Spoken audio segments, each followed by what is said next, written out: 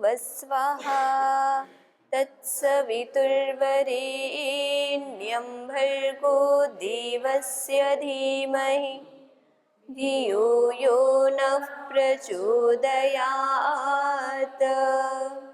ओम शांति शांति शांति। हम प्रतिदिन अपने जीवन को कैसे अच्छा बना सकें, इस हेतु से ही स्वाध्याय करते हैं। क्योंकि हमको अगर मनुष्य का जन्म मिला है तो पशुओं से कुछ अतिरिक्त मिला है, और अतिरिक्त में हमको कर्म करने की स्वतंत्रता और तदनुरूप अपने आप को दुर्व्यसनों से, दुर्भावनाओं से, बंधनों से मुक्त करने की स्वतंत्रता भी इसी जीवन में मिली हुई है। और इसी को अच्छा करने के लिए, अपने जीवन को अच्छा करने के लिए हम नित्य प्रति कुछ न कुछ स्वाध्याय करते हैं, जो ऋषियों ने, संतों ने कुछ न कुछ हमको बताया हुआ है करुणा के कारण। वो तो अपना कार्य कर चुके होते हैं, उन्हें कोई आवश्यकता नहीं होती है। जैसे मान लीजिए कोई ऋषि है तो वो अपने आप में संतुष्ट है, फिर भी वो बताते हैं, क्योंकि वो उनके अंदर करुणा जो है ना, वो मातृवत होती है। सब कुछ होने के बाद भी उनके मन में ये भाव रहता है कि जो मुझे मिला है वो सबको भी मिल जाए। तो कल भी हमने देखा था कि हमने 3 प्रकार के मनुष्य देखे थे, और चौथी कोटि को तो नाम भी नहीं दे सके थे कि भाई एक तो सत्पुरुष होते हैं, दूसरे सामान्य होते हैं, तीसरे राक्षस कोटि के होते हैं, और चौथे तो ऐसे होते हैं जिनको हम कुछ नाम दें ऐसा समझ में नहीं आ रहा है। यानी कि वो ऐसे होते हैं कि परहितम निरर्थकम एव निघ्नन्ति, कि दूसरे का हित जो है बिना ही कारण के अहित करते रहते हैं, उसको हंति मतलब समाप्त करते रहते हैं। पहले थे सत्पुरुष, यानी कि जो दूसरों की सेवा के लिए काम करते हैं, और दूसरा कोई उससे लाभ मिले या ना मिले तो भी कोई बहुत अधिक फर्क नहीं पड़ता है, वो दूसरों की सेवा में अपने आप को सुखी प्राप्त महसूस करते हैं। फिर थे सामान्य। सामान्य वो होते हैं जो स्वार्थ के अविरोध से परहित को साधते हैं, माने ना तो उनकी कोई हानि हो और सामने वाले का लाभ भी हो जाए। तीसरे वो लोग होते हैं जो अपने लाभ को साधन करने के लिए दूसरे की हानि भी कर सकते हैं, उसमें उन्हें कोई भी थोड़ा सा भी ऐसे नहीं होता है मन में कि मैं ये क्यों कर रहा हूँ या मैं क्यों कर रही हूँ। तो वो होते हैं मानुष राक्षस, यानी कि राक्षस कोटि के लोग। और चौथे कोटि के तो अत्यंत अधम से अधम कोटि, जिसको नाम भी नहीं दिया जा सकता, ऐसे लोग होते हैं जो परहितम निरर्थकम एव निघ्नन्ति, ना तो उनका कोई भला हो रहा है, ना तो उनको कोई लाभ हो रहा है, ना समाज को कोई लाभ हो रहा है, बस आदत पड़ गई या यूं ही मतलब अपनी मौज मस्ती के लिए दूसरे को हानि पहुंचाते रहते हैं। इसके बहुत सारे उदाहरण हमको मिल जाएंगे। सिर्फ खुद को खुश रखने के लिए दूसरों की हानियां कर देते हैं। अब जो अगला श्लोक है वो बहुत ही सुंदर भी है, और उसमें जो बताया गया है कि किस प्रकार एक मुनि वृत्ति वाला व्यक्ति अपने जीवन को जीता है और संतोष से जीता है। कौपीनम शतखंड जर्जरतरम कंथा पुनस्तादृशी नैश्चिन्त्यं सुख साध्य भैक्ष्यमशनं निद्राश्मशाने वने मित्रामित्र समानताति विमला चिंताथ शून्यालये ध्वस्ता शेष मद प्रमाद मुदितो योगी सुखम तिष्ठति। कहने का मतलब है कौपीनम शतखंड जर्जरतरम, जो कौपीन है उसमें इतनी वो पुरानी हो गई है कि उसमें भी पैबंद लगे हुए हैं। वो तो बहुत कम वस्त्र से बनी हुई चीज होती है ना, जिसको आसानी से व्यक्ति बना सके, बहुत कम उसमें संसाधन लगते हैं। तो कह रहे हैं उतना भी उसके पास नहीं होता है एक व्यक्ति के पास, फिर भी आगे उसको जोड़ेंगे कि जिसकी फटी पुरानी कौपीन है उसमें अनेक पैबंद लगे हुए हैं। और कंथा पुनः तादृशी, और कंथा कहते हैं गुदड़ी को, जो गांव में पहले बनाते थे, अभी नहीं है उतना उसका चलन, कि जैसे कपड़े जब घर के पुराने हो जाएं तो उन कपड़ों को सिल करके एक बैठने का आसन या लेटने के लिए एक गुदड़ी बना ली जाती थी जो आगे तक काम आती थी। तो कह रहे हैं उनकी जो कंथा है ना, जो उनका आसन है, बिस्तर है, वह भी अत्यंत फटा हुआ है, अत्यंत जीर्ण अवस्था में है। और फिर कहते हैं नैश्चिंत्यम, लेकिन फिर भी वो कैसे हैं?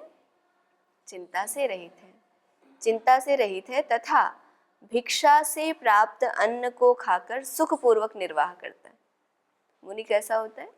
कुछ भी ना हो, जर्जर से जर्जर तर वस्तु उसके पास हो, फिर भी वो भिक्षा से जितना उसको अन्न प्राप्त होता है उस अन्न को प्राप्त करके अपने जीवन का निर्वाह करता है। इतनी जर्जर अवस्था में भी उसको कोई चिंता नहीं होती है। आगे कहते हैं कि और रही बात सोने की, तो स्मशान में भी जाकर के सो जाए या किसी वन में भी जाकर के सो जाए तो उसे कोई भय नहीं है कि मुझे आकर के कोई हानि पहुंचाएगा।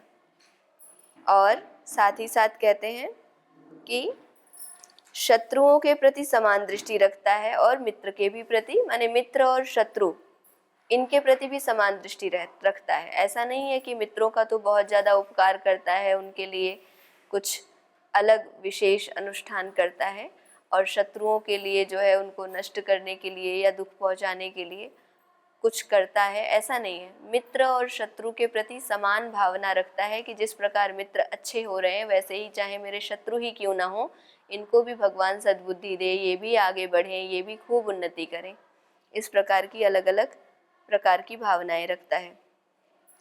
एकांत स्थान में भी राग द्वेष से रहित होकर के ईश्वर का चिंतन करता है। और क्या उसका उपाय बताया कि जो एकांत स्थान में बैठ करके राग द्वेष से रहित होकर चिंतन करता है। एकांत में जब हम बैठते हैं ना तो विचार शून्य तो नहीं होते, कुछ ना कुछ विचार आते रहते हैं। तो कभी देखिएगा अपने फ़ोन को किसी दूसरे को दे दो या रख दो या थोड़ी देर के लिए कहीं छोड़ के आ जाओ और एकांत में बैठो, फिर जो विचार स्वाभाविक रूप से आते हैं वो हमारा प्रतिबिंब होते हैं। जैसे हम शीशे में अपना चेहरा देखते हैं ना तो हमें हमारा अक्स दिखाई पड़ता है कि अच्छा हम ये हैं, हमारी चेहरे की आकृति ऐसी है, ठीक है। ऐसे ही एकांत में बैठकर अपने ही विचारों को देखिए, हमें पता चल जाएगा हम क्या हैं, हमारे मन में क्या आ रहा है। किसी के प्रति राग आ रहा है, किसी के प्रति द्वेष आ रहा है, किसी के प्रति ईर्ष्या आ रही है, हम कहाँ केंद्रित हो रहे हैं, उसी से हमें हमारा परिचय मिल जाता है। स्वयं का परिचय भी तो होना चाहिए ना, हम दुनिया भर का तो परिचय कर लेते हैं, खुद का परिचय नहीं करते हैं तो उसी वजह से सारी समस्या होती है। दुनिया को जान लेने के बाद भी हम खुद से अनजान रह जाते हैं और दुखी होते रहते हैं। एकांत में क्या करता है मुनि? राग द्वेष से रहित होकर के ईश्वर का चिंतन करता है, जिसके अभिमान और प्रमाद आदि दोष पूर्णतया नष्ट हो चुके हैं। अभिमान और प्रमाद ये दोष होते हैं ना। अभिमान होता है तो हम स्वयं को सर्वश्रेष्ठ मानते हैं और किसी को भी अपने से आगे ना तो देखना चाहते हैं, और अगर कोई दिख जाए बाई चांस तो उसको फिर नष्ट कर देना चाहते हैं। और प्रमाद का मतलब होता है कि जानते हुए भी आचरण ना करना। जो जिस ज्ञान को हम जानते हैं कि सत्य बोलना चाहिए, चोरी नहीं करनी चाहिए, निंदा नहीं करनी चाहिए, चुगली नहीं करनी चाहिए इत्यादि, हम जानते तो बहुत कुछ हैं, जानते हुए भी आचरण ना करना, ये प्रमाद कहलाता है। आंतरिक प्रमाद, हमें पता है कि कम से कम सुबह उठ करके हमें प्रातःकालीन प्रार्थना कर लेनी चाहिए, हमें योग कर लेना चाहिए, हमें पता है। कोई दूसरा कहेगा तो हम उसे सलाह भी यही देंगे कि देखो अच्छी बात तो यही है कि आपको करना चाहिए। जैसे कि एक दिन कह रही थी ना अर्चना जी कि भाई चोर जो है वो अपने बेटे को तो चोर नहीं बनाना चाहता, लेकिन वो करता क्यों है फिर चोरी। इसी प्रकार से इसका विपरीत उदाहरण देखें तो हमें पता होता है कि हमें क्या करना चाहिए, लेकिन हम नहीं करते। हम करते क्यों नहीं हैं? ये प्रश्न अगर मैं आप लोगों से पूछूं, आप सबको पता होगा क्या करना चाहिए क्या नहीं। यहाँ तक कि आप सब तो फिर भी बहुत बड़े हैं, एक छोटी सी बच्ची या एक छोटा सा बच्चा जिसने अभी बोलना शुरू किया है, उससे भी अगर पूछ लिया जाए ना कि बेटा सच बोलना चाहिए कि झूठ बोलना चाहिए, किसी को मारना चाहिए कि स्नेह करना चाहिए, किसी की चीज़ उठा लेनी चाहिए या पूछ करके लेनी चाहिए, है ना, चोरी करनी चाहिए कि नहीं, आप ये प्रैक्टिकल करके देख लीजिएगा। छोटे से छोटा बच्चा भी आपको स्पष्ट बता देगा नहीं नहीं सच बोलना चाहिए, झूठ नहीं बोलना चाहिए। तो ये बातें पता तो हैं, लेकिन पता होने के बाद आचरण ना करना, यही सबसे बड़ा मूल कारण है अपने आप की समस्याएं पैदा करने के लिए। फिर कहते हैं कि ऐसा योगी जो इस प्रकार का है, जिसके पास कुछ भी नहीं है, जर्जर से जर्जर वस्तुएं हैं, फिर भी वो चिंता से रहित है, और जो भिक्षा से प्राप्त अन्न का ही सेवन करके अपना जीवन निर्वाह कर रहा है, फिर भी निश्चिंत है। और साथ ही साथ कहते हैं कि स्मशान में भी सो सकता है, वन में भी सो सकता है, उसको ये भी चिंता नहीं है कि मुझे कोई 5 स्टार होटल चाहिए, मैं तो इतना विद्वान हूँ। ऐसा होता है ना कि जो बहुत विद्वान होते हैं वो कहते हैं मेरे लिए ऐसी व्यवस्था करी। तो ऐसा नहीं है उसके मन में कि जैसा मिल जाए। अगर किसी दिन महल में सोने को मिल गया तो वो महल में खुश है, और अगर किसी दिन स्मशान या वन में सोने को मिल गया तो उसमें भी खुश है। मित्र और शत्रु में समान भावना रखने वाला है। एकांत में बैठ करके इधर उधर की बातों की विचारणा ना करके वो ईश्वर का चिंतन करता है, और साथ ही अभिमान और प्रमाद रूपी दोषों से मुक्त है। ऐसा योगी संसार में सुखपूर्वक रहता है। यानी कि जिसके अंदर पूरा घट गया, ये सारा पूरा पूरा उसने आचरण कर लिया, वो पूरा योगी हो जाएगा। और जिसने थोड़ा थोड़ा भी कर लिया तो उतने उतने अंश में तो सुखी हो ही जाएगा ना, उतने उतने अंश में वो बढ़ जाएगा। जब आपका बच्चा नर्सरी में आता है तो पहले ही दिन वो नर्सरी पूरी कर चुका होता है क्या? एक ड्यूरेशन होती है, वो आएगा, पढ़ना शुरू करेगा, पढ़ना शुरू करने के बाद में फिर पहले क्वार्टरली एग्ज़ाम उसके होंगे, उसका परीक्षण होगा, किसने कितना सीखा इसका मूल्यांकन किया जाएगा। तो ये सब जो प्रक्रिया है ये एक लंबी प्रक्रिया है ना।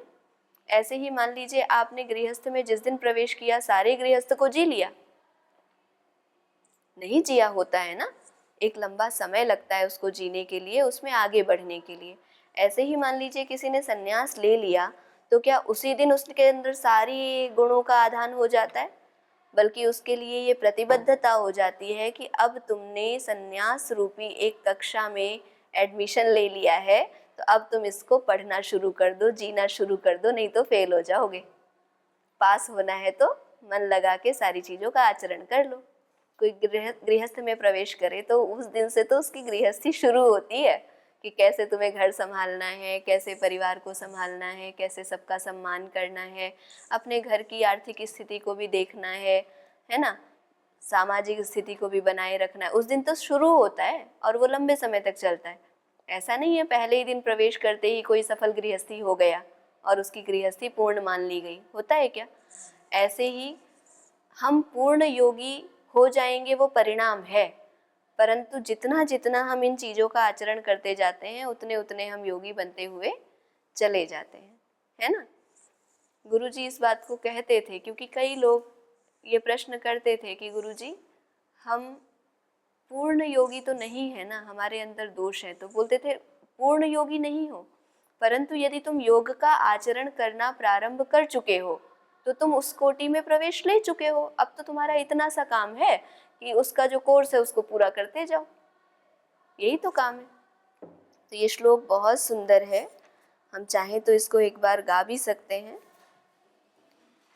कौपीनं शतखण्डजर्जरतरं कण्ठा पुनस्तादृशी नैश्चिन्त्यं सुखसाध्यभैक्ष्यमशनं निद्रा श्मशाने वने मित्रामित्रसमानतातिविमला चिन्ताथ शून्यालये ध्वस्ताशेषमप्रमादमुदितो योगी सुखं तिष्ठति ध्वस्ताशेषपदप्रमादमुदितो योगी तिष्ठति। बहुत सुंदर श्लोक हैं ये भर्तृहरि जी के। सामान्य व्यवहार से सिखाते हुए विशेष व्यवहार को करने का प्रयत्न किया गया है इन श्लोकों के माध्यम से। आगे का श्लोक तो बहुत ही सुंदर है। श्लोक पढ़ने से मैं कुछ बातें आपसे करती हूँ कि योगी क्या करता है, या फिर तपस्वी क्या करता है, या फिर यूँ कहें कि मुनि क्या करते हैं। दूसरों को क्षमा करने का स्वभाव होता है उनका। भाई महर्षि दयानंद जी को जिसने विष दिया, उन्होंने उसको क्षमा कर दिया, है ना। ऐसे ही आप कितने सारे लोगों को देखेंगे। ईसा मसीह के विषय में बोला जाता है कि जिन्होंने उन्हें दंड दिया, क्षमा कर दिया, पूर्ण रूप से क्षमा कर दिया। तो योगी, तपस्वी, मुनि क्या करते हैं? क्षमा करते हैं। दूसरी बात, वो क्या करते हैं? त्याग भी करते हैं। उनको ज़्यादा चाहिए नहीं होता है तो वो त्याग भी करते हैं। और तप करते हैं, यानी कि सहन करते हैं द्वंद्वों को, शीत ताप, वर्षा, आंधी पानी, सुख दुख, लाभ हानि, मान अपमान, सब कुछ सहन करते हैं ना। तो सहन करने का गुण किसका है? तपस्वी का है, योगी का है। और ऐसे ही वो एकाग्रता को भी धारण करते हैं, प्राणों को भी नियंत्रित करते हैं। ये भी काम करते हैं कि नहीं करते हैं? प्राणों को भी नियंत्रित करते हैं और एकाग्र भी होते हैं। अच्छा, सेम सिचुएशन हमारे साथ है कि नहीं? हम भी तो क्षमा करते हैं, हम भी तो त्याग करते हैं, और हम भी दुख सुख को सहन करते हैं। ठीक है, हम भी एकाग्र होते हैं। बिना एकाग्रता के तो कई काम होते ही नहीं है ना। और हम भी प्राणों को कहीं ना कहीं वश में करते हैं। प्राणों को वश में करने का मतलब अपनी भावनाओं को भी वश में करते हैं, क्योंकि जो भावनाएं हैं ना, क्रोध, लोभ, मोह, ये प्राणिक शरीर से उत्पन्न हुई होती हैं। श्री अरविंद जी लिखते हैं कि जिसने अपने प्राण को वश में जितना जितना कर लिया होता है, उतना ही ये जो भावनाएं हैं वो नियंत्रित हो जाती हैं। क्रोध नियंत्रित हो जाता है। और ये सामान्य बात तो आप लोगों ने भी सुनी है कि ज़्यादा गुस्सा आए तो लंबी सांस ले लेना। वो छोटा सा उदाहरण है ना, ज़्यादा गुस्सा आए तो लंबी सांस ले लेना। तो ये जो प्राणों का नियंत्रण है ना, ये प्राणों का नियंत्रण हमारी भावनाओं पर नियंत्रण का कारण बन जाता है। तो अपने प्राणिक शरीर को, प्राणिक ऊर्जा को हम जितना अच्छा बना लेते हैं, उतना ही ज़्यादा हम भावनाओं को भी नियंत्रित कर पाते हैं, और उतने ही अधिक हम रोगों से भी बच जाते हैं। क्योंकि ये जो शरीर दिख रहा है, ये शरीर स्थूल है। हमारे 5 कोश होते हैं ना, अन्नमय, प्राणमय, मनोमय और विज्ञानमय और आनंदमय। ये 5 कोश होते हैं। तो हम जो शरीर देख पा रहे हैं वो तो सिर्फ अन्नमय है। बाकी 4 शरीर तो सूक्ष्म हैं और वो हमें दिखाई भी नहीं देते, लेकिन हाँ, हम महसूस कर सकते हैं। अभी कुछ यंत्र भी आ गए हैं जो हमारी प्राणिक आभा को देख पाते हैं, जिसको हम ओरा कहते हैं। हम देखते हैं ना, इस व्यक्ति के शरीर का ओरा कितना है, यानी कि शरीर जो पार्थिव है वो तो यहाँ तक सीमित है, लेकिन इसके बाद जो प्राणिक शरीर है उसके ऊर्जा का जो ओरा है वो कितना है। और हर किसी का होता है, कम ज़्यादा हर किसी का होता है, जब तक वो जीवित है। जब तक प्राण है तब तक प्राणिक शरीर है। तो इसका मतलब है हम करते तो वही काम है जो मुनि करते हैं, वही कर्म कर रहे हैं ना जो मुनि करते हैं। इसीलिए इसमें जो अंतिम पंक्ति है ना, उसको सबसे पहले देखते हैं। तत्तत् कर्म कृतम यदेव मुनिभिः परम तैस् तैस् फलैर् वंचितम। हम सारे वही काम करते हैं जो मुनि करते हैं, लेकिन हम उनके फलों से वंचित रह जाते हैं। ऐसा क्यों है? इसका कारण क्या है? इसके कारण की खोज करते हुए भर्तृहरि जी बहुत ही सुंदरता से कहते हैं, शांतम परम न क्षमया। क्षमा मुनि भी करते हैं, परम न क्षमया, यानी इस कारण से करते हैं मुनि क्योंकि उनका स्वभाव हो गया है। उनको पता है कि क्षमा करना चाहिए, अन्यथा अवसर व्यक्ति को नहीं मिलेगा, और अवसर नहीं मिलेगा तो उसकी उन्नति की संभावनाएं समाप्त हो जाएंगी। देखो, ईश्वर हमें कितने अवसर देता है। महा से महा दुष्कर्म कर लेना तो भी ईश्वर अवसर दे देता है। दंड भले ही दे दे। मान लीजिए मैंने इतने पाप किए कि मुझे उसे पशु बनाना पड़ा, लेकिन पशु की योनि समाप्त होने के बाद फिर से अवसर देते हैं ना। जब हमारे पाप समाप्त हो जाते हैं तो फिर से अवसर दे देते हैं, हर दिन एक नया अवसर दे देते हैं, जो भी दोष हुए हैं वो आगे ना हो। तो कहने का मतलब है क्षमा हम भी करते हैं और क्षमा मुनि भी करते हैं, लेकिन दोनों में एक छोटा सा अंतर है। वो अंतर ये है कि मुनि तो क्षमा करता है समर्थ होते हुए भी, लेकिन हम क्षमा क्यों करते हैं? क्योंकि हम असमर्थ हैं। हमारे बच्चे हमें क्षमा क्यों करते हैं? हमारे जो शिक्षार्थी हैं, विद्यार्थी हैं, हमें क्षमा क्यों करते हैं? अधिकतर असमर्थ है। वो शिक्षक को कुछ कह नहीं सकते, शिक्षक उन्हें बुरा भला कह देगा, कभी कभार मार देगा, कक्षा में बुला करके सबके सामने अपमान कर देगा। ऐसा नहीं कह रही हूँ कि गलत भावना से करेगा, करेगा वो बच्चे को सिखाने के लिए ही, लेकिन विद्यार्थी उसको पलट करके एक थप्पड़ लगाता है क्या?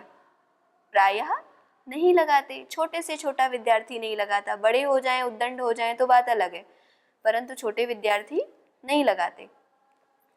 तो जो छोटा विद्यार्थी है वो क्षमा कर रहा होता है, परंतु असमर्थता के कारण। ठीक उसी प्रकार हम भी बहुत लोगों को क्षमा कर देते हैं और कहते हैं देखो हमने उसे माफ़ कर दिया, पर अंदर ही अंदर क्या चलता है? क्योंकि माफ़ करने के अलावा कोई विकल्प ही नहीं था, इसीलिए क्षमा किया। विकल्प होते हुए क्षमा करते तो हमें मुनि वाला फल मिलता, विकल्प नहीं था इसलिए क्षमा किया तो हमें मुनि वाला फल नहीं मिला। दूसरा कहते हैं गृहोचित सुखम त्यक्तम परम न संतोषतः। गृहोचित सुख को भी हम त्यागते हैं, बहुत प्रकार से त्यागते हैं। भाई किसी के घर में करोड़ों रुपए नहीं है तो सुख साधन की कमी है, तो वो भी तो त्याग करता है ना। किसी के घर में एसी नहीं है तो भरी गर्मी में वो छोटा सा हाथ का पंखा झलके ही काम चला लेता है, अपने छोटे से कूलर से ही काम चला लेता है, तो त्याग तो वो भी कर रहा होता है ना। भाई भरा पूरा परिवार होते हुए भी दूर बैठे हुए हैं, है ना। लोग विदेशों में जाकर के पैसे कमाने के लिए अपने घर परिवार से दूर हो जाते हैं, बच्चों से दूर हो जाते हैं, तो त्याग तो वो भी कर रहे हैं। सन्यासी भी तो अपने घर से चला जाता है तो घर परिवार के सुख को छोड़ देता है ना। तो छोड़ तो बहुत सारे लोग देते हैं, जो लोग बाहर रहते हैं, कम या ज्यादा अंश में हो सकता है, पर छोड़ते तो है ना। और छोड़ते हैं, लेकिन मुनि को जो फल मिलता है वो सामान्य व्यक्ति को नहीं मिलता है। क्यों? कारण क्या है? मुनि ने संतोष से छोड़ा है और हमने क्या किया? हमने बिना संतोष के, हमारी ज़रूरत है वो मन ही मन कुढ़ते रहते हैं और छोड़ते रहते हैं। ठीक है, ऐसे ही क्या है, हम भी दुख, शीतताप, सुख दुख, लाभ हानि, मान अपमान सहते हैं। मैंने कई लोगों को कहते हुए सुना है, बड़े बड़े पदों पे जो होते हैं, जो IAS PCS भी बन जाते हैं, या जो बड़े चीफ इंजीनियर्स हैं, कि मैनेजर हमें भी डांटता है लेकिन हम सह कर जाते हैं। डांट तो है, खड़े खड़े अपमान कर देते हैं लोग अपने एम्प्लॉयज़ का, लेकिन एम्प्लॉयज़ क्या करते हैं? सहन करते हैं। लेकिन वो सहन करना और मुनि का सहन करना, दोनों में बहुत बड़ा अंतर है। क्या अंतर है? वो सहन करते हैं क्योंकि सहन करना पड़ रहा है, और मुनि सहन करता है क्योंकि वो तप कर रहा है। उसको पता है कि ये सहन करना जो है वो आवश्यक भी है और ये उन्नति का कारक भी है, इनसे ज़्यादा फर्क नहीं पड़ता। मुनि क्यों मान अपमान सहन करता है? क्योंकि उसे मान से कोई बहुत बड़ा लाभ दिखाई नहीं देता, अपमान से कोई बहुत बड़ी हानि दिखाई नहीं देती। शीत ताप ये तो स्वभाव है। जैसे यहाँ पर रहते हुए भी मैंने आप लोगों को भी सुना, बच्चों को भी सुना, आचार्य जी आज तो बहुत गर्मी थी, आचार्य जी आज तो बहुत सर्दी हो गई। तो ये तो स्वाभाविक है। यहाँ से ज़्यादा तो जहाँ से वो बच्चे आए हैं, कोई बिहार से आया है, कोई उत्तर प्रदेश से आया है, कोई झारखंड महाराष्ट्र से आया है, तो यहाँ से तो 1000 गुना, वहाँ 1000 गुना तो नहीं, यहाँ से तो कई गुना वहाँ गर्मी होती है ना। लेकिन वहाँ पर भी सहन करते थे और सहन यहाँ भी कर रहे हैं, लेकिन स्वयं को हम एक सजेशन देते हैं कि बहुत गर्मी है। हम ये भी तो सजेशन दे सकते हैं कि देखो वहाँ से कितना अच्छा मौसम है, यहाँ सुख में रह लेंगे। बार बार कहेंगे आज रात तो नींद नहीं आई, आज रात तो बहुत गर्मी थी, आज रात तो बहुत सर्दी थी, तो क्या कर रहे हैं हम? अपने आप को जानबूझ के दुखी कर रहे हैं। अब आपके हाथ में है कि आप सूर्य को कम तपाओ और उसका टेम्परेचर कम कर दो, ऐसा तो नहीं है ना।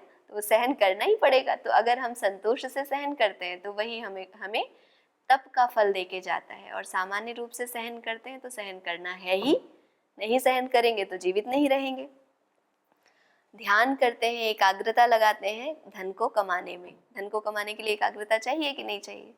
बिना एकाग्रता के धन कमाया जा सकता है, लेकिन प्राणों को नियंत्रित करके ध्यान पूर्वक हम धन को कमाने में पूरा जीवन लगा देते हैं, लेकिन शंभु के नाम का स्मरण नहीं करते, शिव को नहीं ध्यान करते, जो सर्व कल्याणकारी है उसका ध्यान नहीं करते। इसीलिए कहते हैं कि हमारे और मुनियों के कर्म में फर्क नहीं है। हम जो कर्म करते हैं मुनि भी वही कर्म करते हैं, लेकिन देखो हमें तो वो फल नहीं मिलता और मुनि जो हैं मुनियों को वो फल मिल जाता है। तो अगर हम अपने कर्म के पीछे की भावना को बदल दें तो सामान्य कर्मों को करते हुए भी विशेष फल को प्राप्त कर सकते हैं, जैसे रैदास ने प्राप्त किया, जैसे कबीर ने प्राप्त किया। जूते गांठने जैसा छोटा सा काम, उससे कोई परम पद को प्राप्त कर सकता है क्या? विचार कर सकते हैं। कपड़े बुनने जैसा जुलाहे का काम, उसको कपड़े बुनते बुनते परम पद की कबीर को प्राप्ति हो गई। और हम तो पढ़ाई लिखाई, दूसरों की सेवा जैसे बहुत काम करते हैं। अगर हम पीछे की भावना को बस बदल दें तो हम अपने इस जीवन में रहते रहते ही महासुख प्राप्त कर सकते हैं, उसका फल बहुत अच्छा होगा।